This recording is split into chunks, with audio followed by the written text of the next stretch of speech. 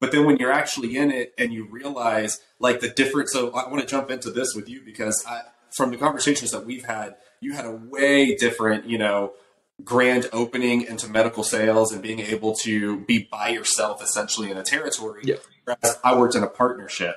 So, I had big brother over my shoulder all the time and definitely felt like I need to be the first one in, last one out. Whereas for you, it was way different. So tell me a little bit about your, this very first role that you're in. And then I'll talk a little bit about mine to show the people like, I came in again, a little bit jaded because I had a way different opening experience. Had I had your opening experience, maybe I would have stuck to like the situation that I was in longer. Yeah.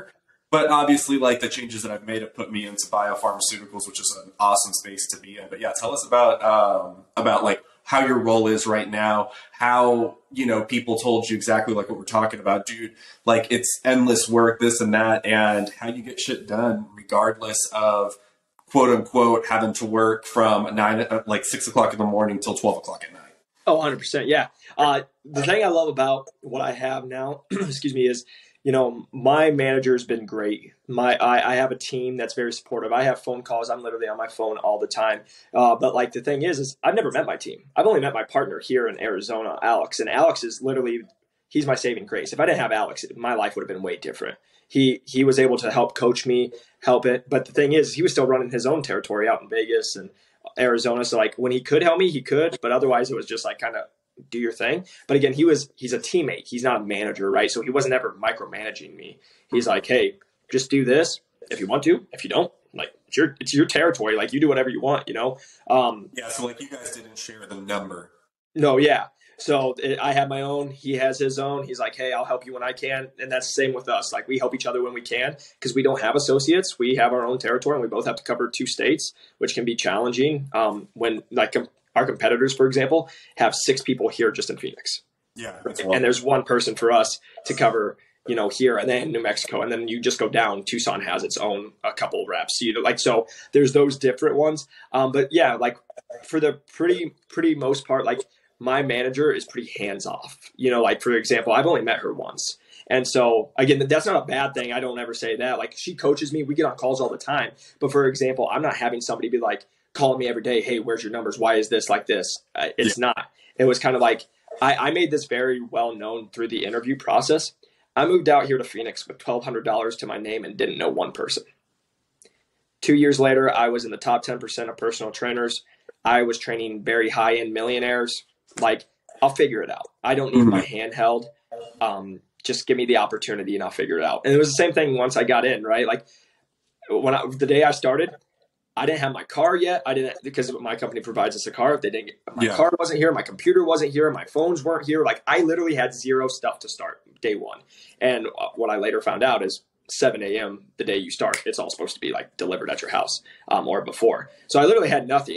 I found out I had a case like 3 days in. I didn't even have training under my belt. So I'm studying all night just so I can be in a case and not sound like an idiot.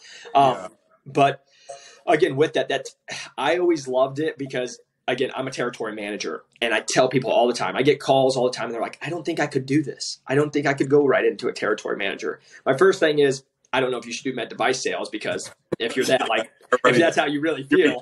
Yourself. Yeah. But number 2 is like, that's what I love. I tell people all the time, sink or swim, baby. Like, there 2 things are either going to happen. I'm either going to figure it out real fast and I'm going to screw up and I'm going to get yelled at and I'm going to learn from that. Or I'm just going to suck for the next 6 months to a year and realize medical device sales isn't for me. Like it was like one or the other. And so I just went in. I just was like the young, dumb, funny kid, like smiling, just like every day was learning for me. And I'm trying to do things and I would be getting on calls and I'd be doing stuff. And, my first month, I set up like 6 lunches and I was like, this is easy. Like, but then out of those lunches, I think I only got 1 doctor to actually like try me, so, but again, yeah, so it's been learning. I've been on calls with VP, my manager, right? So we've had coaching sessions that have helped me the first 6 months. I'll be honest, ever since 6 months in, I was on a 6-month guarantee. We came in, got a new quota. I've been performing. after that, I was like, hey, guys, I appreciate you, but I don't really need your help at this point. If I need, because I was performing, I was like, if I do, I'll call you, I'll ask, like, but we don't need to like do it. So again, that's why I'm just saying I had a lot of freedom to figure it out.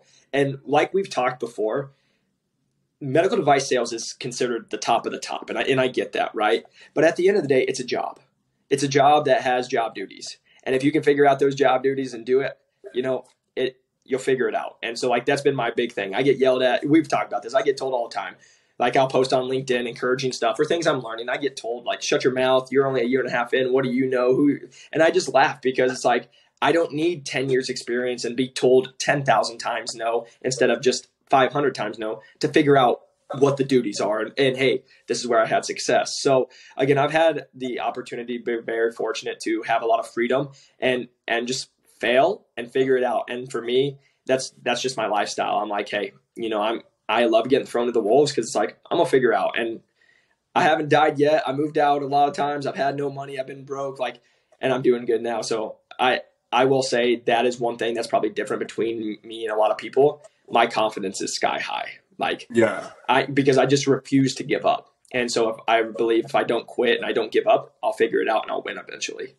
Yeah, and see, that's what's awesome, man. Like, whenever I first got started, the difference was we had a large territory, not 2 states, but for Texas, pretty large, just because Texas is huge. Yeah. And but I worked on a team. So I had my senior rep who had been working in Stryker for probably like 15 to 20 years at that time, developing this Austin territory. And then I came in as his partner. So I got a piece of the pie. I wasn't an associate. And then we had an associate. So we were all everywhere all the time, running cases and running sets. Like we didn't have couriers and things like that until we became a part of the trauma team. And then when we joined the trauma team, then that's when we finally started getting couriers and getting a little bit of our lives back. But the difference was, we knew where everybody was 24/7. Like our schedules on our calendars were lined up. We all shared like the same work calendar. We would let each other know or put like our initials next to who was covering what case.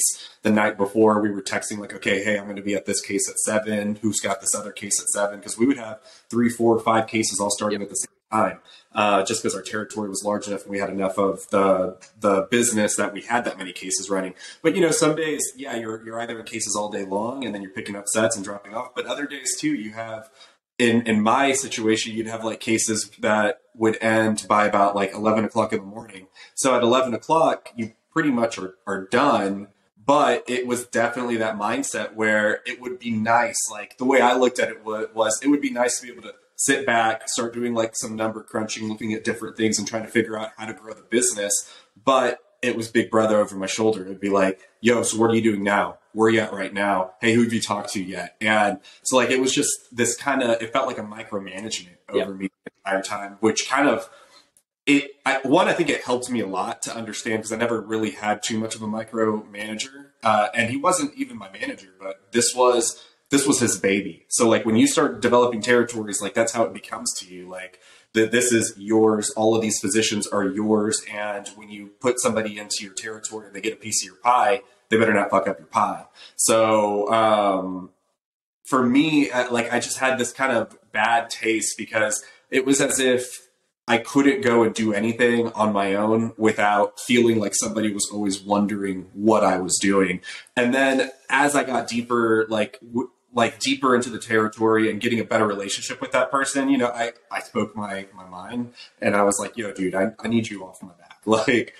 I am good at what I do. I wouldn't be here if it wasn't for that. And then finally they started loosening up a little bit and allowing me to kind of run my own territory, even though it was all ours, but I was like in charge of growth and then he would be in charge of the current business. And so that helped our model out a lot. And those are the things that I think people, miss out on and don't understand. Like some people come into a territory like you and it's just like you said, sink or swim. And then you come into a territory like me where you have somebody that has a shit ton of experience. But the problem with it is how good of a coach are they? This guy was a fantastic coach, but he also held his business so close to his chest that he didn't want, me to mess it up or like have a really bad case with one of his doctors. And then they're like, why did you send this guy into my OR? And so I just had that different experience where I just had like a little salty taste in my mouth because exactly like you're saying, I had a guy that would tell me like, you don't know until you know. Whereas, and that's what the older senior reps were telling you from across the, across the pond. But then you have your own take on it and you can figure it out on your own. And I didn't get to do that. I didn't get to really figure it out on my own. But I think that that's what made me really successful was having that person hold your hand, really kind of teach you. And then